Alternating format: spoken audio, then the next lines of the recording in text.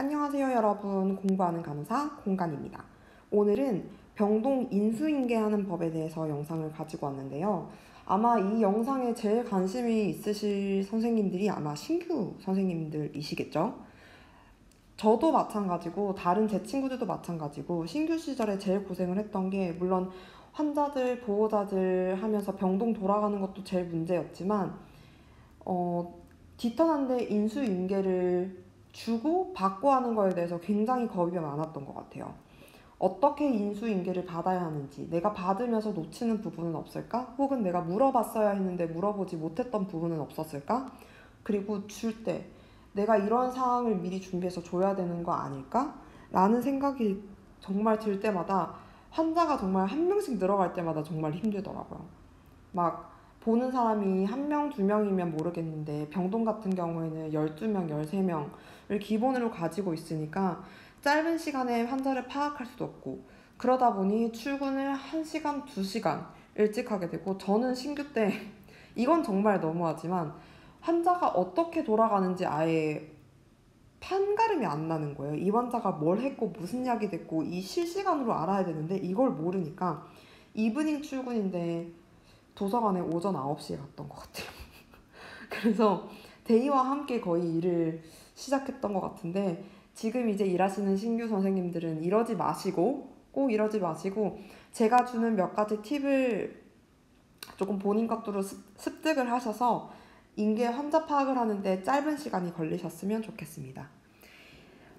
우선 인수인계라는 건 주고받는 거겠죠? 환자 곁에 한 사람의 간호사가 24시간 있을 수가 없기 때문에 앞턴에서 뒤턴으로 데이에서 이브닝, 이브닝에서 나이트 이렇게 환자의 진료의 영속성을 위해서 이렇게 인계를 하는 걸 인수인계라고 하고요. 인수는 받는 사람, 주는 사람 이렇게 있어요. 하지만 제가 깨달은 건 인수인계를 하면서 환자 파악이 빨리 되면 인수인계하는 것도 빨라져요. 왜냐면 뭐가 중요하고 뭐가 중요하지 않은지 알 수 있거든요. 그래서 먼저 환자를 파악하는 방법에 대해서 알려드리려고 합니다. 여기는 일단 제가 적어놓은 게 받을 때 여기 받은 때라고 적혀있는 이 부분이 거의 환자 파악하는 부분이고요. 줄 때는 짧아요. 그래서 이렇게 했어. 그래서 검사를 했어. 검사를 해서 약을 줬어. 내가 어떤 원인이 있어서 어떻게 행동을 했는지, 어떤 결과가 나왔는지 주는 게 인계를 주는 거고, 받을 때는 이제 환자 파악을 해야 되잖아요. 그래서 환자 파악하는 법을 세 가지를 이렇게 나눠봤어요. 첫 번째는 의무기록 확인. 의무기록 같은 경우에는 2번 의무기록, 마지막 의무기록이라고 적어놨는데요.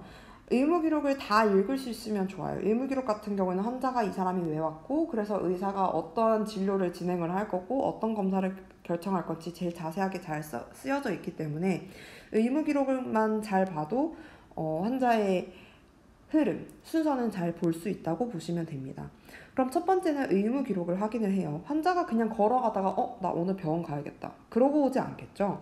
증상이 있으니까 왔을 거고 환자가 외래에서 끝나지 않은 경우도 아는 이유도 있을 거 아니에요. 외래에서 끝날 수 있는 건데 입원을 해서 꼭 진행을 해야 하는 상황이 있으니까 오셨겠죠.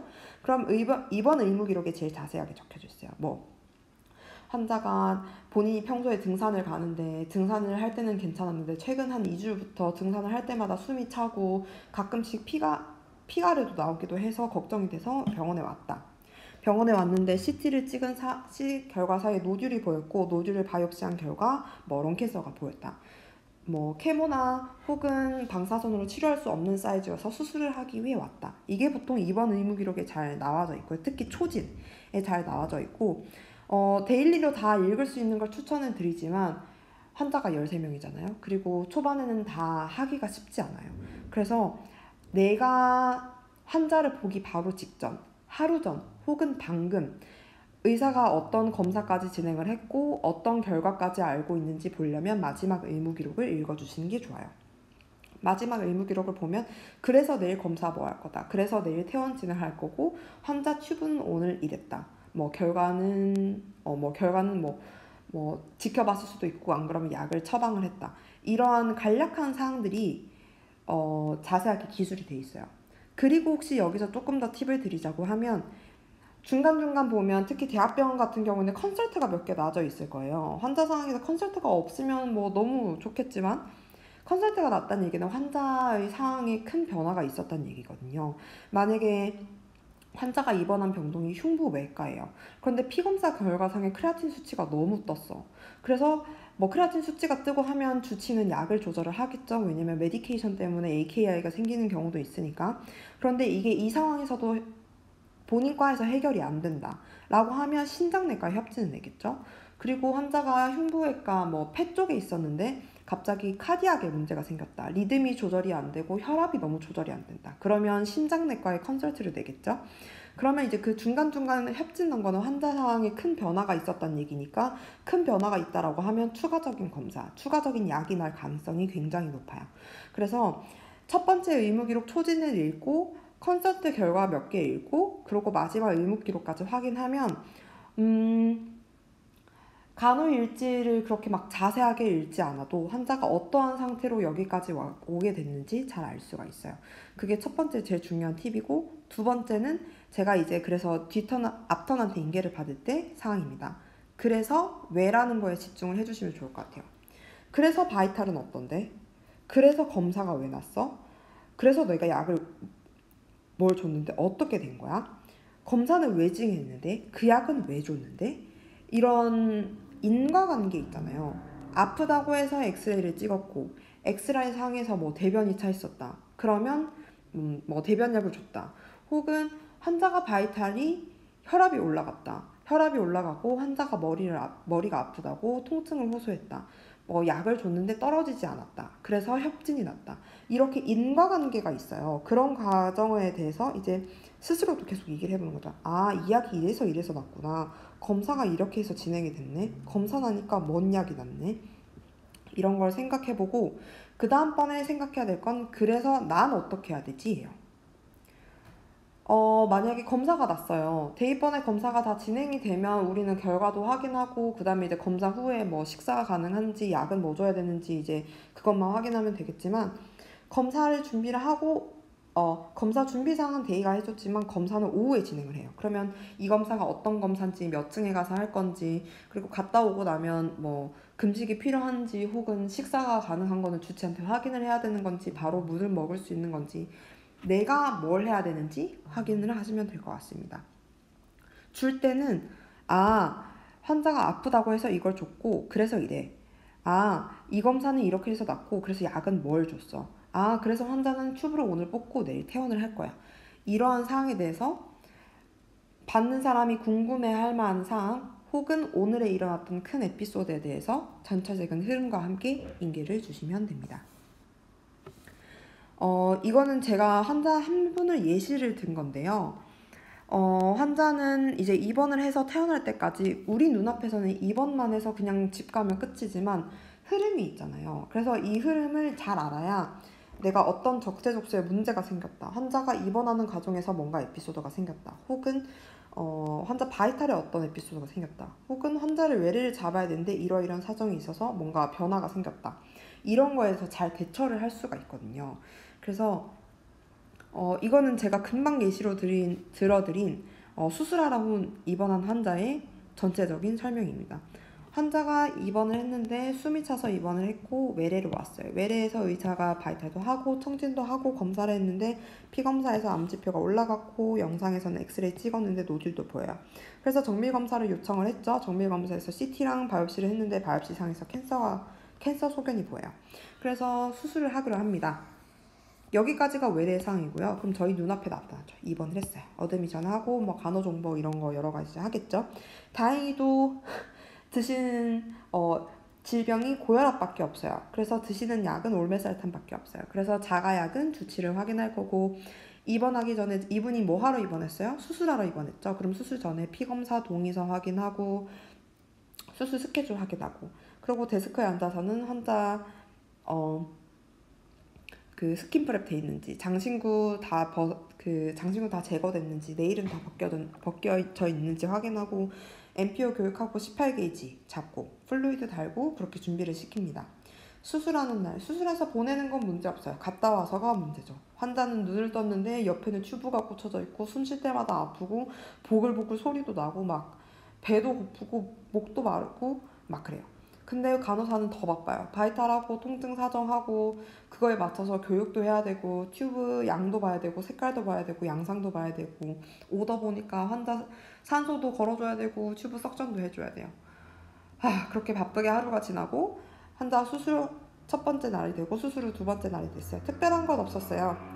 다행히도 큰 에피소드 없이 튜브 가지고 있다가 석션 빼고 내추럴 드레이지 했고 의무 기록을 보니까 이제 POD 3일째 되는 날에 클램핑을 하고 괜찮으면 집에 갈 거래요. 클램핑은 환자가 튜브를 가지고 있잖아요. 그래서 그 튜브를 제거한 상태를 가정을 해보는 거예요. 클램핑을 하고도 환자가 숨 쉬는데 문제 없고 세츄레이션 떨어지는 거 없다면 제거를 해도 괜찮겠죠? 제거를 하고 퇴원을 해요. 그럼 집에 빠이빠이 보내냐? 아니에요. 환자가 이제 자기 다니시던 회사가 있으면 그 회사에 내가 3일 동안 못 갔으니까 이거에 대한 진단서, 소견서 혹은 보험회사 제출해야 될 거, 서류도 필요할 거고, 그리고 보낸다고 끝이 아니니까 드레싱 교육도 해야 될 거고, 환자 이제 외래도 잡아주고, 그리고 걸어서 가시는 분이라면 전혀 문제가 없겠지만 누워서 와서 누워서 가시는 분도 있어요. 그러면 병원으로 가게 되면 또 이제 진료의 연속성을 위해서 소견서도 필요할 거고 최근 랩 검사 결과지, CT, 영상, 뭐 판독지 혹은 영상 CD가 필요할 거고 앰뷸런스 타고 가는 경우에는 앰뷸런스가 병원에서 불러줘야 가는 건지 안 그러면 본인이 가시게 될 병원에서 올 건지 몇 시에 올 건지 누구와 같이 갈 건지 서류는 뭐가 필요한지 이렇게 필요를 하겠죠. 그러고 환자를 보내고 나면 저희의 인수인계 그 환자에 대한 그 전체적인 내용은 끝이 나게 됩니다.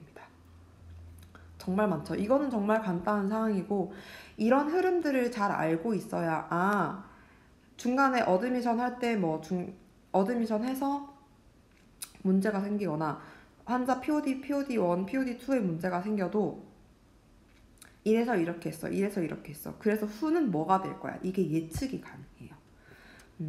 네. 그래서 이렇게 환자 기록은 전체적으로 보시면 될 것 같고 인수인계 할 때는 환자가 왜 왔는지는 초진을 통해서 빨리 확인이 가능할 수 있어요. 그래서 주는 분들은 그렇게 시간을 많이 할애하지 않으셔도 돼요. 왜냐면 받는 터는 이미 와서 받거나 혹은 내가 바로 인계를 주는 경우에도 이 환자가 입원할 상황이 됐으니까 이렇게 해서 입원을 했겠지. 그래서 어떤 데가 제일 궁금해요. 받는 입장에선.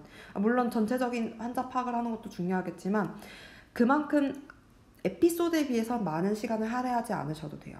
그래서 만약에 이 사람이 수술 첫째 날, 그러니까 수술하고 수술 당일에서 그 수술한 지 하루가 된 날이다 라고 인계를 주는 걸로 한번 해볼게요. 앞에 입원했던 환자예요. 환자분 디스니아 있어서 외래 갔고 외래 CT 결과상 롱 노즐 보여서 외래로 오셨습니다. 외래로 오셔서 바이옵시한 결과 캔서 나와서 아래를 로벡토미 하러 입원하셨습니다. 이 정도로 끝내면 되겠죠. 제가 한국말로 이렇게 막 궁시렁궁시렁 얘기한 지가 좀 오래돼서 환자 디스니아 있어서 외래 왔고 외래 검사 결과상 CT에서 롱노즐 보이고 캔서 소견 보여서 아래를 로벡토미 하러 입원하셨습니다. 여기까지가 아마 환자 외로 끝날 거예요. 그럼 받는 뒤처는 궁금한 거죠. 그래서 약은 뭐 먹어? 그래서 먹기로 했어? 안 먹기로 했어? 검사했어? 수술했어? 수술하고 나서 특별한 거 없었어? 그래서 지금은 어떤데? 이게 궁금하죠. 그래서 일단 순서는 이거는 환자에 따라 혹은 스타일에 따라 다르기도 했지만 저는 환자가 가지고 있는 언더라인부터 먼저 설명하는 걸 추천을 드리고요. 첫 번째는 환자 가지고 있는 질병 그리고 먹던 자가약입니다. 환자 고혈압 앓고 있어서 올메살탄 먹고 있고 올메살탄은 수술 전에는 홀드를 했고 주치 확인 이후에 내일부터 복용하기로 했습니다. 이거는 그냥 환자 자가약에 대한 설명이에요. 환자가 먹고 있는 약 같은 경우는 오더창에 잘 나타나기 때문에 그리고 보통 수술하고 먹는 약은 병원마다 혹은 의사마다 루틴으로 다 정해져 있어요. 그래서 특이한 사항 아니면은 여기서는 뭐 무슨 약 먹고 이거를 막 주구장창 인계해 주실 필요는 없고요. 환자 지병이랑 관련된 거니까 지병과 연관된 원래 본인이 먹고 있던 약에 대해서 인계를 주시면 됩니다. 환자 고혈압약이 있어서 올메살탄 먹고 있고 수술 전에 홀드했다가 내일부터 스타트 하기로 했습니다. 그러면 여기서 받는 사람은 잠깐 생겨요. 고혈압 있는 사람이 약을 안 먹었네? 그럼 혈압은 괜찮은 건가? 라는 생각을 가지고 인계를 듣게 됩니다. 저는 환자 상태를 맨 마지막에 얘기할 거예요. 뭐 중간에 본인이 막 낚아채가지고 그래서 혈압 어떤데? 괜찮아? 뭐 이렇게 묻는 사람도 있겠지만 그런 사람은 좀 인계를 듣는 방법을 연습을 해야 돼요. 인계를 줄 땐 좀 조용히 들었으면 좋겠어요. 제 생각은 그래요. 그래서 일단은 자가야까지 설명을 합니다. 그래서 이분은 검사는 수술한다고 입원했었을 때 검사가 따로 진행된 건 없고 수술한다고 입원을 했어요. 이분 8A로 어제 수술 들어가서 레프트 체스트 튜브 15cm으로 썩성 결고 있고 어제는 특별한 사항 없었습니다. 오늘은 아침에 레프트 체스트 튜브 내추럴 드레이지 했고 엑스레이 찍었고 특이한 병동 사항 없이 추가 엑스레이 없었습니다. 혹은 추가 변화 상태 없었습니다. 그리고 체스트 튜브 가지고 있는 사람한테 제일 궁금한 게 뭐예요? 아프다고 안 해? 색깔 어때? 양은 많아? 이게 궁금하겠죠? 그럼 여기서 인계를 주는 거예요. 환자 지금 현재 레프트 체스트 튜브 내추럴 드레이지 상태로 양은 8시간 동안 얼마가 나왔고 색깔은 시루싱기니어스 합니다. 환자 통증은 어제보다 덜 호소하시는 것 같고 오늘은 정규로 가지고 있는 진통제 이외에는 찾으시는 거 없었습니다. 이렇게 설명을 해요. 보통은 진통제가 깔려서 들어가는 편이에요. 환자가 튜브를 가지고 있고 통증이 너무 심하거나 하면 심호흡 하는데 크게 문제가 되고 심호흡은 전신 마취 후에 폐합병증을 유발할 가능성이 굉장히 크거든요. 못하게 되면. 그래서 진통제는 보통 깔려 들어가는 편이 많은 것 같아요. 그럼 이제 여기까지 설명을 해주죠. 그러고 난 다음에 환자 상태가 이래요. 약간 체스트 튜브 얘기하면서 환자 상태 약간 얘기했죠. 그러고 난 다음에 저는 환자 상태에 대해서 바이탈이나 지금 드레인 이런 거에서 설명을 할 건데 바이탈을 보고 설명을 해요. 다행히도 바이탈 혈압이 높진 않았어요. 환자가 수술하고 혈압약을 하루 정도 끊었는데 혈압은 괜찮아요. 그럼 바이탈은 이렇고 오늘 특별한 에피소드가 하나 있었어요. 환자가 수술 하루가 됐는데 열이 8도 1까지 났어요. 특별히 뭐 시버릭이나 안 그러면 뭐 이런 걸 호소하는 건 없었지만 환자가 38도 1 자체가 객관적인 열이죠. 그래서 주치한테 노티를 했고 주치는 수술 후에 바로 이제 열이 난 거기 때문에 타이로누를 처방을 했고 환자 운동하고 심호흡 더 교육하라고 얘기를 했어요. 그럼 이제 저희도 환자한테 그렇게 얘기를 해야겠죠. 환자분 수술하시고 난 다음에 이제 폐합병증에 대해 설명을 하고 운동, 심호흡, 그리고 인스피로미터를 어떻게 쓰는지에 대해서 교육 한 번 더 했고 환자한테 8도 1에다 타이레놀까지 주고 심호흡까지 시켰으니까 결과가 있어야 되겠죠? 그래서 이 상태는 환자가 이제 인계 주기 전에는 37도 0이에요. 다행히도 떨어졌어요. 그러면 그 뒤사한테 인계를 주는 거죠. 오늘 열 8도 1까지 떠서 주치한테 노티했고 POD 1이라고 특별한 검사는 나지 않았고 타이레놀만 처방 났습니다. 환자 운동이랑 심호흡 교육 한 번 더 시켰고 마지막 열 체크한 결과 37도 0입니다. 환자가 주관적으로 호소하는 증상 없습니다. 이렇게 인계를 하고 보통 다음으로 넘어가요. 그러면 이제 받는 사람이 알겠죠? 수술 하루째니까 체스트 튜브 가지고 있을 거고 체스트 튜브 양상 확인 다 했고 혈압약 있는데 혈압 안 높으니까 바이탈 지켜보면 될 것 같고 오늘 열이 더 뜨지 않는지 운동 열심히 하는지 확인하면 되겠다 라고 하면서 본인 플랜이 짜지는 거예요. 그러면 더 이상 추가적인 질문을 하진 않겠죠. 만약 궁금한 게 있으면 한 번 더 질문을 할 거고 혹시 뭐 추가적인 약에 대해서 왜 났는지 이런 게 궁금해하면 질문할 거예요. 이게 병동 인수인계예요. 뭔가 너무 많죠. 진짜 에피소드가 하나도 없었는데도 진짜 주는 거에 정신이 없지만 이게 쌓이다 보면 첫 번째는 환자 지병, 자가약, 두 번째 검사, 수술, 세 번째 그래서 환자 상태가 지금 어떤데 이 순서에 대해서 계속 연습을 하시다 보면 많이 도움이 되실 것 같고 제가 하는 방법 중에 하나는 이거예요. EMR이나 종이로 차팅하는 인계하시는 분들 있죠. 그 인계장을 찍어가요. 환자 한 명이라도 상관없어요. 저는 그냥 위치가 보고 싶을 뿐이에요. 그래서 사진을 찍어서 들고 갑니다. 그리고 만약에 된다라고 하면 의무기록도 한번 뽑아보는 게 좋아요. 의무기록 뽑을 수 없거나 하면 의무기록 당연히 읽어보셔야 되고 뽑으시더라도 환자분의 개인정보이기 때문에 병원 타세기에 반드시 버리셔야 합니다. 병원에서 이제 개인정보가 나오는 건 당연히 용납이 안 되는 사항이고 절대 그래서는 안 되기 때문에 환자 파악하시는 정도. 저는 스크린으로 보는 게 눈이 너무 아프더라고요, 오래 보려면. 그래서 환자 프린터, 의무기록을 프린터를 해서 보고 그 자리에서 바로 파쇄기에 버렸어요. 그래서 의무기록을 보고 시뮬레이션을 해요. 그리고 순서를 정합니다. 나는 제가 아까 전에 환자 왜 왔는지 확인해야 된다고 했죠. 제가 봤었을 때 EMR에서는 여기 있었어요. 저희 병원은 그랬어요. 환자가 왜 왔는지 여기 간략하게 적혀져 있었고 어떤 약 먹는지, 지병이 뭐 있는지, 자아약이 뭐 있는지. 그러면 첫 번째 인계를 주죠. 그러고 이제 환자가 어떤 검사와 시술을 했는지 여기 준비사항이나 일정에서 볼 수 있어요. 여기 일정 같은 경우에는 그 제가 첫 번째 다니던 병원은 간략하게 적어놨거든요. 환자가 만약에 입원한 지 4일이 됐다. 그럼 첫 번째는 첫날에는 8월 3일에는 검사를 뭐 했고 8월 4일에는 검사를 뭐 했고 8월 5일에는 뭔가 있었다. 엄청 크게 간략적인 거에 대해서 설명을 해놨어요. 그럼 이거를 읽으면서 혹시 이것 때문에 추가된 약이 있거나 하면 오더창에 가서 한 번 더 설명을 해요. 그러고 준비사항 같은 경우에는 최근 하루 이틀 이제 2, 3일 안에 일어날 수 있는 검사들이나 준비사항에 대해서 퇴원을 앞두고 있다면 퇴원 뭐 서류가 뭐 필요한지 적혀져 있을 거고 내일 만약에 내시경을 한다고 하면 내시경 준비가 어디까지 됐길래 대충 적혀져 있겠어? 있겠죠? 그럼 그거 준비사항에 대해서 설명하고 그래서 난 뭘 했다. 그리고 마지막으로 환자 사항은 어떻다. 그래서 약이 뭐가 났다. 그리고 일지는 보통 이 영상을 보시는 분들은 아마 일지를 제 시간에 작성하기가 굉장히 어려우실 거예요. 그래서 뒤턴이 묻는 게 더 많아요. 왜냐면 일지에 적혀있는 게 아무것도 없거든. 의사한테 노티했다고 적혀있는데 뭐가 어떻게 노티가 된 건지 환자는 뭘 달고 어떻게 하고 있는 건지 모르겠어요. 그래서 보통 일지 같은 경우에는 뭐가 잘 없어요. 그래서 첫 번째, 두 번째, 두 번째 보면서 오더창, 세 번째 보면서 오더창, 네 번째 보면서 오더창 이렇게 설명하는 경우가 많았고요. 종이로 인수인계 차팅을 받은 경우에는 의무기록을 읽기가 힘들어요. 그래서 의무기록에 별로 적어놓은 게 없더라고요. 그리고 종이로 차팅하는 경우는 컴퓨터도 대입번, 만약에 내가 이브닝번이라고 치면 대입번이 이미 가지고 있기 때문에 들고 갈 수 있는 게 없어요. 그래서 인계를 받으면서 환자 파악을 같이 해야 돼요. 그러면 인계를 받지만 본인 눈으로 스캔을 해야 돼요. 패스 메디컬 히스토리 자가약 뭐 있는지. 그래서 먹는다는 거야, 만다는 거야.